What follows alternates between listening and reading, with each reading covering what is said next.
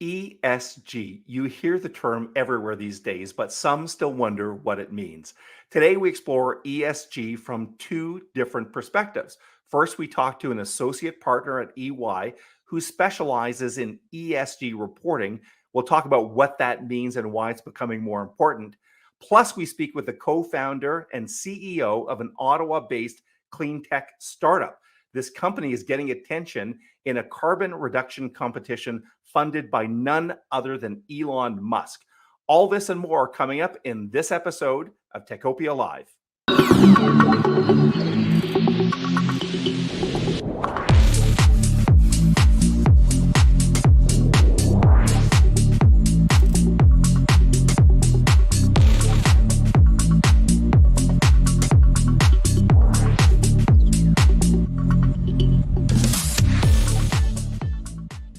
Hello, I'm Michael Curran from the Ottawa Business Journal. Welcome to Techopia Live. This is a regular podcast from OBJ that features executives from next generation technology companies. We want to shine a spotlight on the up and comers, and we want to keep you updated on the established players, all with a goal of keeping the tech sector informed and connected. Well, today we've got a bit of a special episode. It's what we call a bonus episode. These bonus episodes are specifically designed to highlight some of the great work done by our Techopia champions. In this bonus episode, we're focused on EY. And EY, of course, is very active in the local technology scene, delivering all sorts of value. EY recognizes that technology is at the center of business change. It enables organizations to transform their businesses, their operating models, and respond nimbly to competitive threats. In today's bonus episode, I'm joined by a co-host. She is an associate partner at EY Ottawa. She leads EY's financial accounting advisory services right here in Ottawa. When you boil it down, she really specializes in serving the CFO agenda. What that means, it's areas such as accounting, finance, treasury, compliance, and most recently, which is the focus of today's show, there's the little hint, ESG reporting. She's also a 40 Under 40 recipient from 2020. Please welcome from EY, Jennifer Teoh. Hey, Jen. Hi, Michael. Thanks for having me. Well, I'm very happy to be here with you. And maybe I'm going to ask you to start off, Jen, to introduce yourself a little bit, specifically your job at EY as it relates to ESG. For sure. Thanks. So I think you gave a really great introduction. We focus on, assisting finance functions with everything that falls within the CFO portfolio. And most recently, with the rise in the focus of ESG reporting. So ESG reporting is basically kind of like a report card that companies issue to their stakeholders, such as their investors, their consumers, their employees. But instead of reporting on subjects like math or English, they would be reporting on factors such as environmental, social, and governance performance indicators. So this report card basically would help their stakeholders figure out, is this a company that they want to be involved in? Should I invest in this company, buy from this company, or work for them? And so with the increase and the rise in importance in ESG in general, that's really the area of focus that we have been recently looking after. Yeah, and just to boil that down a little bit, I think part of what you're saying there, Jen, is it would have been the case at some point that a company would have presented their income statement, their balance sheet, but these days, potential investors are looking for a little bit more transparency as it relates to some of the issues that are kind of non-financial. So we're talking about environmental, as you said, social, and some of the other factors. That's a trend, I think, Jen, that we'll continue seeing here. Yes, and you explained it really well. And in addition to that, finance has a really significant role to play in ESG reporting. It's not just about disclosing information in these reports. There's also a whole, process of collecting the information and the data, processes and controls around putting that all together. And so that's something that our team specializes in assisting with. That's good. And as indicated, I think it's going to become more and more important. So, Jen, it's great to have you as a host. And we also have a special guest that works in the field of ESG. She's been part of the Ottawa business scene for about 10 years after she relocated from Toronto. She spent 2 year stint, I think this is really kind of cool, at Impact Hub Ottawa, which is a well-known social incubator. But these days, she's better known as the CEO and co-founder of Hyperion Global Energy. Here is Heather Ward. There's Heather. Hi, Michael. Hi, Jen. Thanks for having me. Great to see you. Yes, it's good to have you with us. And we were just chatting with ESG, and of course, Heather, you've developed quite the specialty in this, and you're going to tell us about Hyperion. But before we get to the company, I want to learn a little bit about you, the person, the business leader. You've had, I think, quite a fascinating entrepreneurial journey here, Heather. Why don't you tell us about it? Sure, yeah. So I studied sort of business and economics, and then moved to Toronto to get into the public relations kind of world, worked in the bigger agency world with, big multinationals, and then kind of branched out on my own and started my own PR firm, which I ran for about a decade, and had the opportunity to work on corporate social responsibility and really kind of diving into work with clients that I felt aligned with.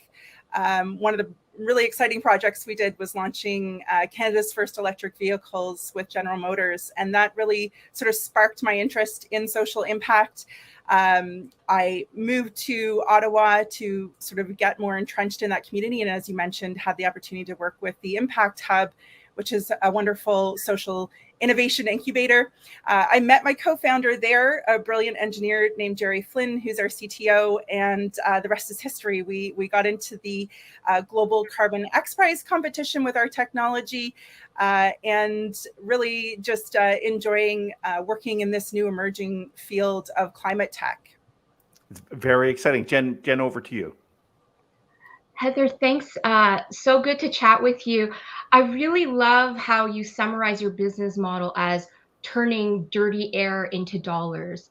So tell us more about this and what kind of customers you work with and what your mission is. Great. Yes, that's our signature tagline. So just trying to kind of explain complex technology and put it into something that you could explain to your grandmother, sort of that elevator pitch that we all talk about. So Hyperion is a clean tech company based in Ottawa. What we do is carbon recycling. So as you said, Jen, we turn dirty air into dollars by capturing and converting waste CO2 emissions from heavy industries. And we turn that into valuable mineral commodities, some of the world's most widely used minerals in everything from our toothpaste to the paint on the walls and green building materials, lots of different markets. It's a $44 billion mineral market that we're looking at. So really, the idea is to turn a waste product, carbon, which is an invisible gas in the atmosphere that is the leading contributor to climate change, and looking at how we can solve that problem by creating a economic driver of a very valuable product that can be sort of a circular solution to turning waste into an asset. So hence the carbon recycling sort of tag that we talk about. And who we do this for primarily, it's the 80% of industrial emissions that come from just three heavy industries, oil and gas, cement, and steel making. So these are the industries that build our everyday infrastructure. And so as we're looking at transitioning to lower carbon societies and supply chains, our technology is able to enable those industries to actually decarbonize their processes. That's super interesting, Heather, and obviously very on point these days. At Ottawa Business Journal, we've always been fascinated at watching the evolution of the local technology sector. You know, so many years ago, it was kind of telecom, and then we had the rise of the SaaS and e-commerce players. And now we're starting to see clean tech, I hope, Heather, really take hold. Can you give us a sense of, Heather, the clean tech sector as it exists in Ottawa? And I might ask you a follow-up question after about the pros and cons of developing that clean tech company here, Heather, in Ottawa. Yes, certainly. So as you said, Michael, Ottawa is known as kind of the telecom hub of the world, and kind of the golden age of technology, Silicon Valley North, that we're all kind of familiar with. And actually, my brothers are both electrical engineers that have been here for decades working in this industry.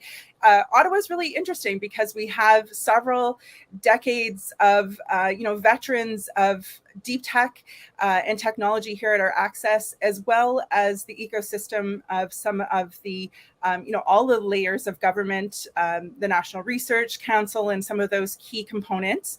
So my company actually joined Invest Ottawa. We work out of the Bayview Yards Innovation Center, which is a wonderful ecosystem and sort of area for collaboration, and we're able to connect with a lot of different players here in this ecosystem as we're building this. So we actually have a little clean tech founders group that we've started here, because there are several businesses.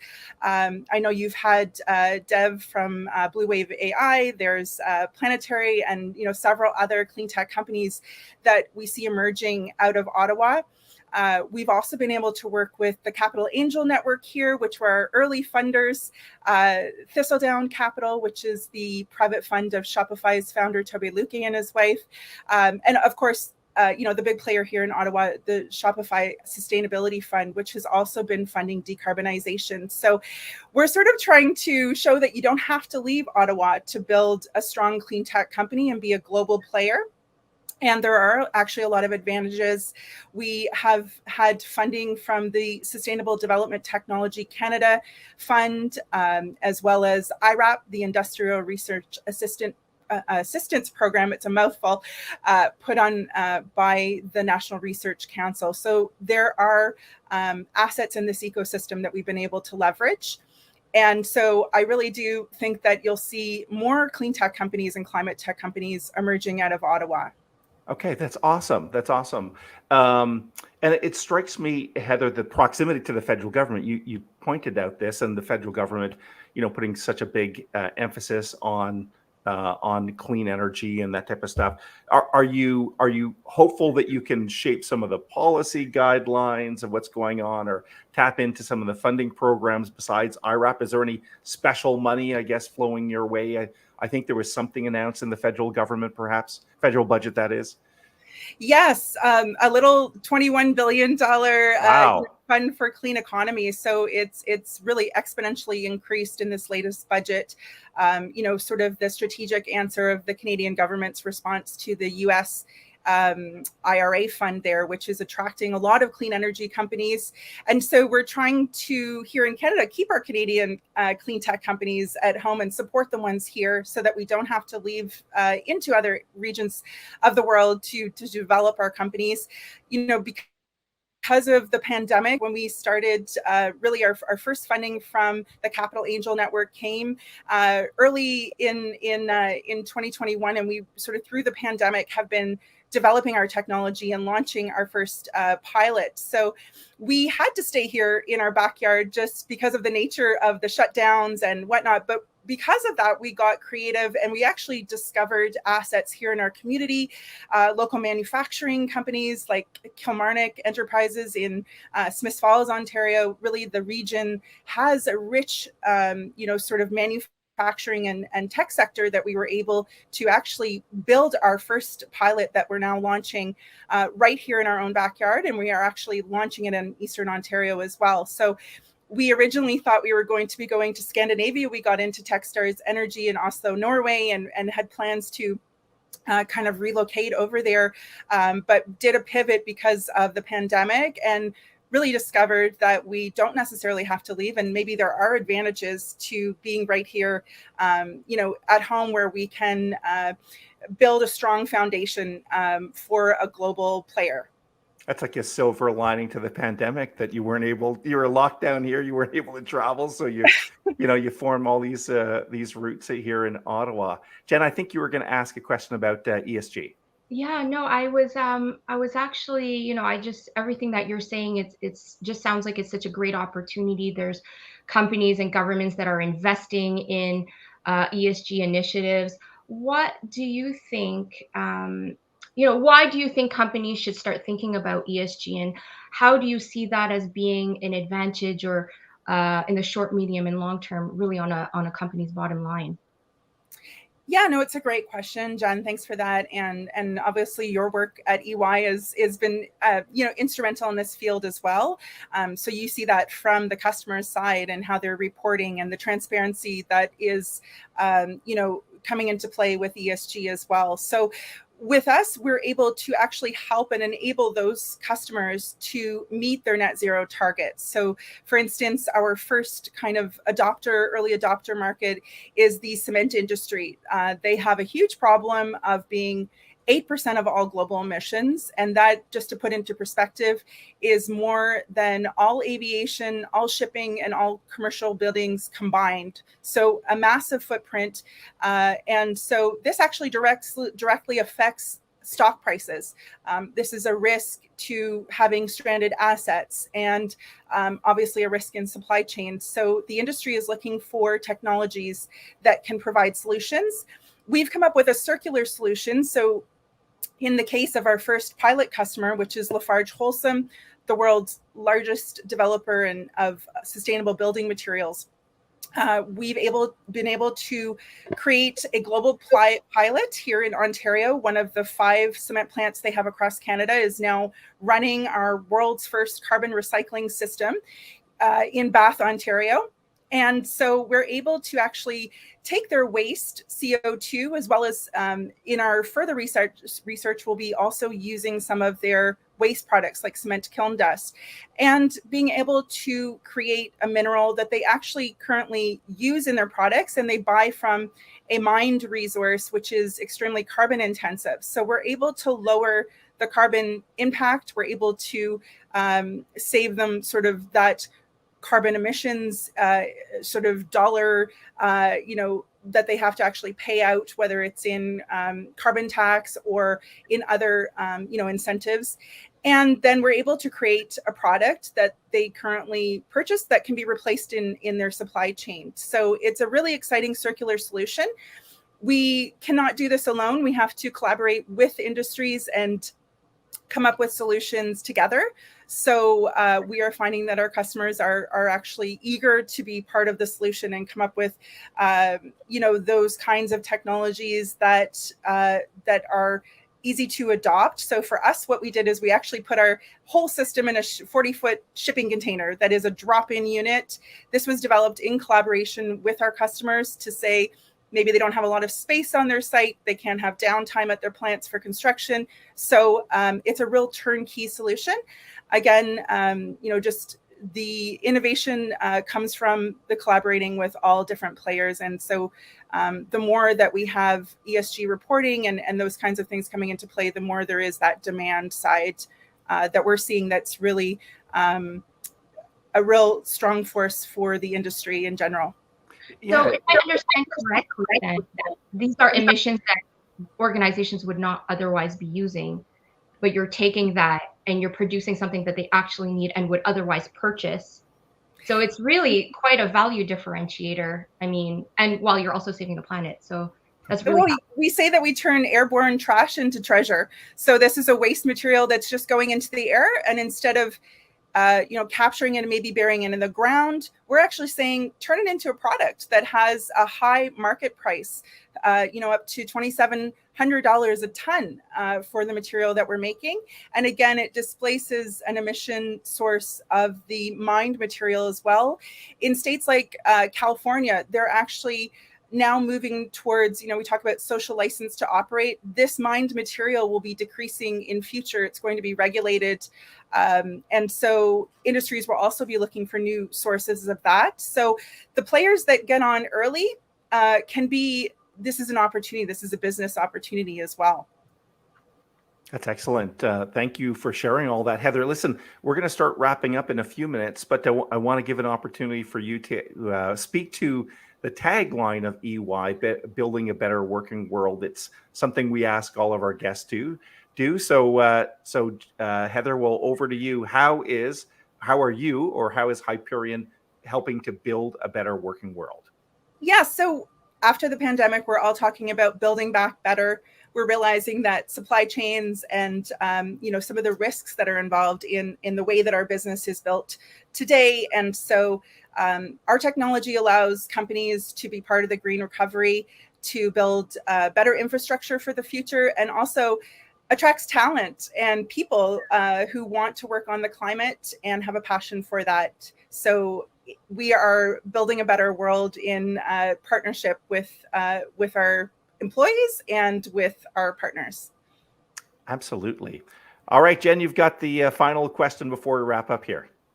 Yeah, no, just interested to know, what are the key milestones that you see going forward in 2023 and 2024 for Hyperion Global Energy? Well, thanks for the question, Jen. So we are now into this exciting pilot phase in 2023 with Lafarge Holcim here in Ontario, as I mentioned. So we will be doing further R&D and scaling that up. Currently, that system has a capacity of 1,000 tons of CO2 a year. And just to put that in perspective, that is the milestone for the Elon Musk $100 million Carbon X Prize that has been initiated. So we can really see the opportunity and the ability to grow with Lafarge and with other industries in 2024 and moving towards our full commercial rollout, which is coming in the next 18 to 24 months.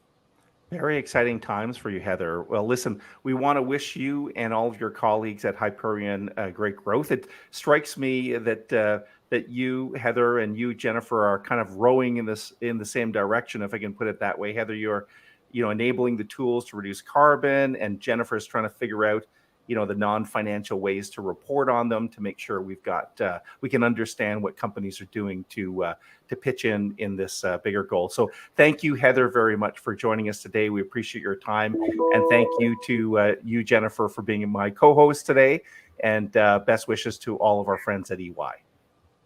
We'll see you soon.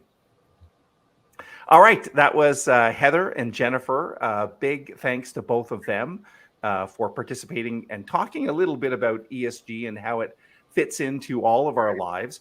I want to thank you for watching or listening to Techopia Live. This is a regular podcast, as I mentioned. You can watch it on YouTube or LinkedIn or whatever social media channel, even your favorite audio channels, if that's what you prefer. And I wanted to give a shout out to a new project that we did with EY just a few months ago. We launched something called Techopia EY Insights Report, and we launched it in March with great fanfare. This is a glossy magazine that was produced in cooperation with EY. Contains all sorts of fascinating articles, including a look back at the 75 years in tech.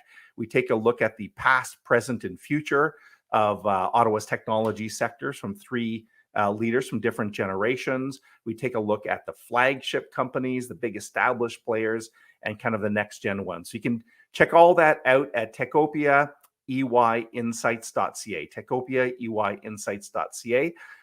We hope Techopia is keeping you connected and informed. Let's keep building Ottawa's technology utopia. That's Techopia. See you soon. Bye-bye, everyone.